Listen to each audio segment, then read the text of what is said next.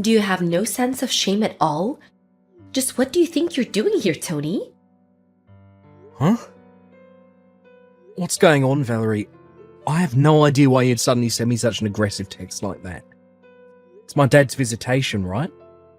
And the funeral is tomorrow, so I'm not sure what exactly you think is shameless about a son going to his own father's visitation. Oh, sure. Now you're the loyal and devoted son, are you? Maybe you should have shown your father a little more respect when he was alive. You never came around to visit him, so what makes you think you have any right to pretend like you care about him now? Never is a bit strong. Oh, I will admit that I haven't been able to get back home as much as I'd like. I presume you're also aware that I didn't have the best of relationships with my father. Oh yeah, I've heard all about the two of you. I thought so. My relatives were also well aware of the circumstance surrounding my relationship with my father, and for the record, I've met with my father plenty of times over the years. It just so happened that I mostly saw him at the homes of our relatives who live nearby. Despite the difficulties between us, it's not as if we had cut each other out of our respective lives. And since the visitation and the funeral are, in some sense, a sort of family reunion, I'd say there's no problem at all with me coming here today. Ugh, you're unbelievable. Like seriously, this is super gross. What are you doing? I'm sorry, Valerie, but you're going to have to be a bit more specific. What exactly am I doing that's so gross? Don't think I don't know. It's clear to everyone around you exactly why you're here right now. And that would be? Let me put this in the most delicate way I can. A broke high school dropout like you has no right to come to your father's funeral. Do I make myself clear? Actually, no. I don't really see why being broke or a high school dropout would preclude me from coming to my father's funeral. Care to elaborate? Do I have to spell it out for you? You're broke. You're a high school dropout. You're just here for money. Money? Yes, that's the only reason you bothered to come to the funeral. You're still not making any sense. I know that you're desperate to get your share of your dad's inheritance, but guess what? You're not getting any. So get out. There's nothing for you here. Inheritance? Did you by any chance find my dad's will? What will? Yeah, my point exactly. My brother and family told me that my dad passed away quite suddenly and hadn't had the opportunity to put together a will. As such, his inheritance will be split up according to the laws of our state. In other words, how my dad's estate is divided up between his heirs isn't something that I have any power at all to affect. It'll all be carried out automatically by the city government. If you're trying to confuse me with all that legal jargon, it's not going to work. All of that was layman's terms. I'm not sure which part you think was jargon. That's so like a high school dropout. They always use big words they don't understand to sound smarter than they are. Anyway, I'm planning to be in town until my dad's funeral is over. Oh yeah? I might just have to have a little chat with your brother about this then. By all means, go ahead. I've already talked to him and he said I was welcome to come. Conversely, if I were to be absent from the funeral after coming to the visitation tonight, I think that might disturb several of my relatives who are expecting me to come. Ugh, whatever. Fine, but you need to get out of town immediately, after the funeral is over tomorrow, got it?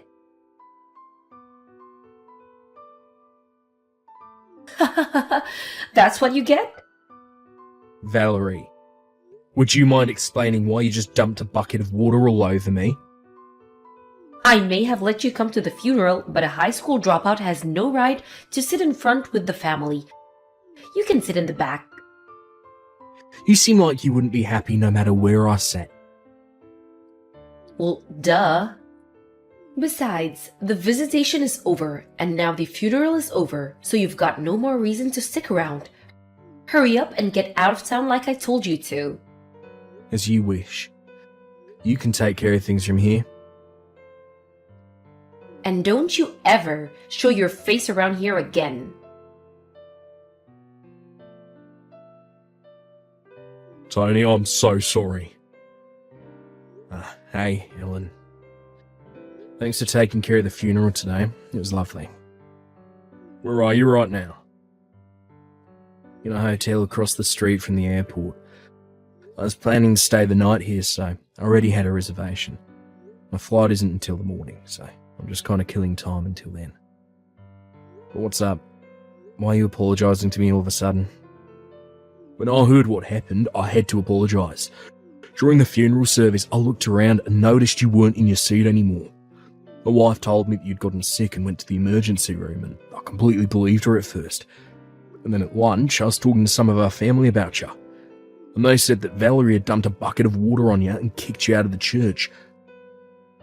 I'm so sorry it took me so long to realise what had happened. Don't worry about it, Alan.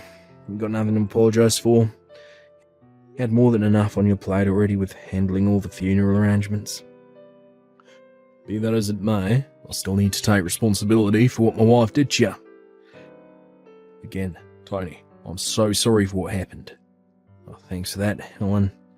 Like I said, I don't hold you responsible at all, but it's big of you to come and apologise to me like this. Although I have to say, there's something Valerie said that has me concerned. What did she say? She told me she thought the only reason I came to the funeral was to get my hands on Dad's inheritance. What? I bet that's a big part of the reason why she dumped water on me and kicked me out of the church. What the? How did she get that idea in her head? You're not even Dad's legal heir. Yeah, I was just as confused as you are. I don't know. I guess it would make sense that she didn't know all the details since she only married into the family. But no matter what I said, she refused to listen. She was so upset and excited about the whole thing that I was never able to give her a proper explanation. I see. But in any case, as long as Valerie is angry at me, it seems like my presence there would only cause more trouble than I've already caused. I know it's only been a short time since Dad died, and I hate to force this on you in such a difficult time, but is it alright if I leave everything from here on out to you? Yeah, it's no trouble at all. Leave everything to me. I'm sorry about everything that happened, really, I am. I'll contact you again once things settle down over here. Gotcha. Thanks again, Alan. Talk to you later. I don't believe you, Tony. What are you doing back in town?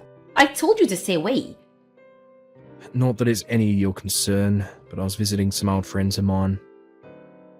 Liar! You're still after your dad's inheritance, aren't you?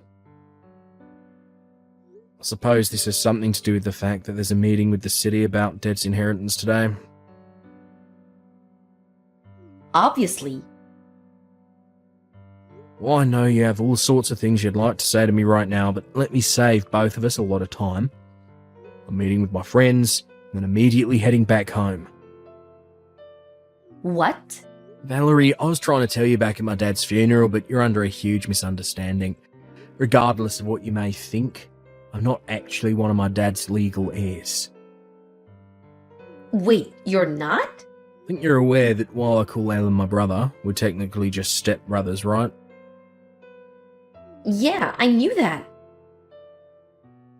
Right. So Alan is our dad's son, and I'm our mum's son. So when our parents married, both of us were already adults and had our own established lives. So since there's no need for financial support, I was never legally adopted by my dad. What this means legally, in the same way my brother wasn't entitled to any of my mum's estate when she passed away a few years ago, I'm not entitled to any of my father's estate right now. We were both fully aware of that from the very beginning.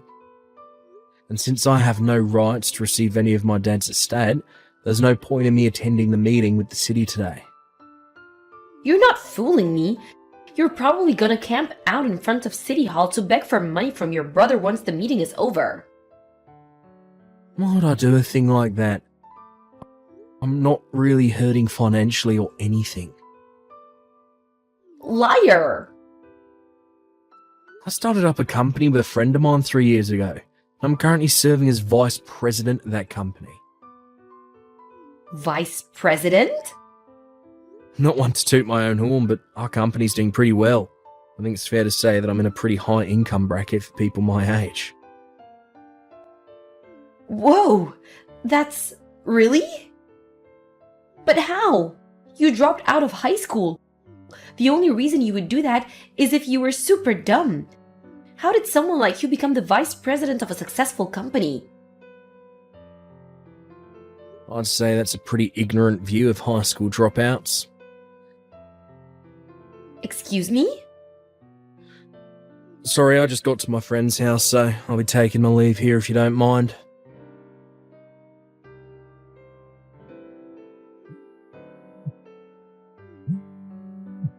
Tony, this is your doing, isn't it? What's the matter, Valerie? Where are you right now? In the airport, about to board my plane. Why? Get back here right now. Hate to disappoint you, but I'm afraid I can't do that. I've got work tomorrow morning. If I miss this flight, I won't be able to get to the office on time. Your job isn't what's important right now. My future is what's important. At this rate, I'm gonna be divorced before I get my share of your dad's estate. Ah, I see. Is that all you have to say? If I'm not mistaken, my brother told you he's going to divorce you right before the meeting with the city started, right? Yes. Now that you know what's going on, hurry up and get your butt over to City Hall right now and fix what you did. Fix what exactly? Stop playing innocent. You high school dropouts are all the same. You always use dirty tactics to get what you want. What did you say to my husband? Whatever you said, it got my husband to divorce me. I'm gonna lose my share of his inheritance. Oh. Well, Valerie, I'm afraid to say that you're once again drastically misunderstanding the situation. How? Ordinarily, this is a conversation that would be best to have in person, but in your case, I think writing it all out via text will help you understand. Just spit it out already. What did you do? I'll explain it step by step, so make sure you read each message thoroughly before moving on to the next one. First of all, about the inheritance. As I mentioned before, my deceased father's only legal heir is my brother, Alan. If my mother was still alive, then she would also be a legal heir as his wife, but she passed away a few years ago. So again, the only legal heir is my brother, Alan. Aren't you forgetting someone? What about me? No, I wasn't forgetting anyone. My brother is the only legal heir. What? Let me explain this in the absolute simplest possible terms. According to local, state, and federal law, daughters and sons-in-law are not considered to be legal heirs with inheritance rights. Wait, really? In the event you're adopted as their legal child or written into their will as an heir, then yeah, you would be a legal heir with inheritance rights. As far as I'm aware, it didn't happen in your case. So once again, the only legal heir is my brother. Then why did he divorce me? If I was never gonna get any of the money, then what's the point in divorcing me? Well, I believe that my brother's divorcing you for reasons that have nothing to do with the inheritance. Then why? Ah, speak of the devil. Looks like Alan is trying to call me right now. Alan? Really? I'm sorry, but if you'll excuse me, I'm going to take this call. I'll message you when I'm finished. Sorry to keep you waiting, Val. According to my brother, as soon as he told you he was divorcing you, you ran away and locked yourself in your room before he had a chance to give you an explanation as to why. I suppose the reason you text me right now is most likely because you're convinced, for whatever reason, that I'm the one responsible. Correct? You are responsible. I know it was you. You're just mad at me because you found out you wouldn't get any of your dad's inheritance. Valerie, please. I wish you'd stop making such brash allegations against me. I already received my mother's inheritance several years ago when she passed away. And my brother is the only person with inheritance rights to our father's estate. Both of us have been well aware of this for quite some time now. What inheritance? Your mother was so poor you had to drop out of high school to get a job and support her. What inheritance could she have possibly left you? Well, you're correct about one thing. We definitely had financial difficulties in my childhood years. I knew it. However, it was only for my childhood years. After I graduated high school, my mother took an enormous risk and opened her own interior decoration store. Really? It's quite successful, and she left me a sizable inheritance when she passed. Actually, that store's now being run by my wife. My mother had been training her up in preparation to take over when she retired. Oh. So, as you should now be able to tell, I'm not quite in as hard of financial straits as you are at this point in time. Hey, what's that supposed to mean? You're making it sound like I'm the one who's dirt poor. I wouldn't make a claim like that without any justification. As I understand it, you have outstanding debts totaling $30,000. How did you? And there's the matter of your infidelity. My what? Sorry, allow me to rephrase. My brother is divorcing her because of your affair. Oh, He only gave me a basic overview, so I'm a bit short on the specific details, but from what he said, he seems like he did his homework. You should operate on the assumption that he knows basically everything. no way. I worked so hard to hide it from him. It would seem that you left behind a trail of breadcrumbs which Alan picked up on. Now then, if you'll excuse me, Wait, I just heard the call to start boarding my plane, so I'll take my leave here. but how did... I never thought I'd actually get caught. Valerie resisted the divorce at first, but she suddenly became much more cooperative right after my brother officially received her father's assets. Come to find out, Valerie was under the false impression that she would be able to receive a share of the inheritance during the divorce proceedings. Her lawyer was burdened with breaking the news to her, but no, assets a spouse receives through inheritance are not subject to property division in the event of a divorce. This came as a terrible shock to Valerie, who had been intending to use that money to finally pay off her debts, as well as soften the blow of my brother's lawsuit against her for infidelity. Faced with this reality, Valerie stormed over to my brother's house and said that she was taking back her consent to the divorce, but it was already too late. The divorce had already been finalised. Not to mention my brother wasn't even at the house because he'd already sold it and moved. After being abandoned by her husband, she tried to run back to the man she was cheating with, but he turned her away. She then went to her parents, who also turned her away. She's now living in a run-down subsidised apartment, working multiple part-time jobs and gradually chipping away at her multiple sources of debt while barely managing to scrape by.